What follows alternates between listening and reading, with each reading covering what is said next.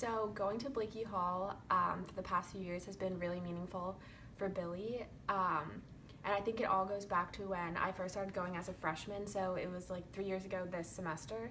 I went for my service learning, and all the other ladies, there were a few gentlemen, were like really excited that like Elon students were coming. It would always light up when we came, and they would ask us so many questions.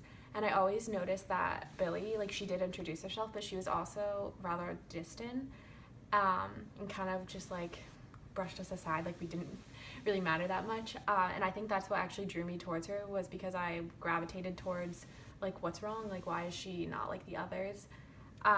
So then after she kind of realized that I was going to keep coming back, and at first it was because of our requirement, but I actually just loved going also.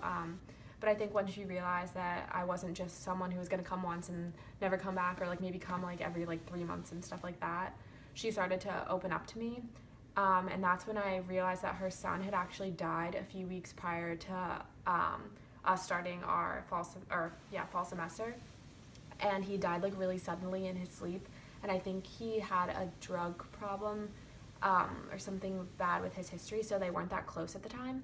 So I know that really impacted her and probably made it even harder. And then obviously losing a child is never going to be an easy thing. And then as we got closer, it actually took me about 2 semesters for her to start telling me about her husband, who died about, now it's been 8 years, so about 5 years ago then. And he died like slowly. He had Alzheimer's, and kind of he just deteriorated and withered away. And I know that was extremely hard for her, just from what other people have said at Blakey Hall, because they actually got brought in together. And I know it was really, really hard for her, and also embarrassing to like have him kind of deteriorating slowly. So I think that is partially what brought us together, was because she'd lost so many, or the two of the most important people in her life, like really close together. And she'd also lost her independence, like being at like she can't drive or anything like that. She relies on people to take her everywhere, like to the doctors if she needs something. She like didn't even know what Starbucks coffee was until I brought it to her. But I think just us being able to form that bond, and her knowing that I am not going to like disappear, just have allowed us to get really, really close. And I know she really counts on me, and she calls me sometimes, and I'll give her a call, and I write her in the summer. So I think that, and the fact that she has told me that she wishes I was her granddaughter, have really made it meaningful for me. And I know that really means something to her, because she isn't the type of person, from what I've gathered, that really likes everyone. So I kind of feel privileged that I mean that much to her.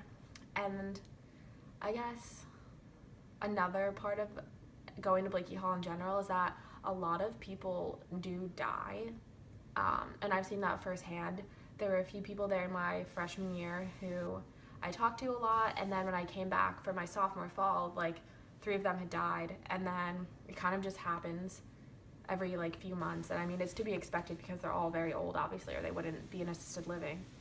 But that is also really hard. So I think it's nice for her to have someone young, because I think for a lot of the residents, like the friends that they have, they kind of don't think it's like a temporary thing, because they don't know who's going to die and when they're going to die.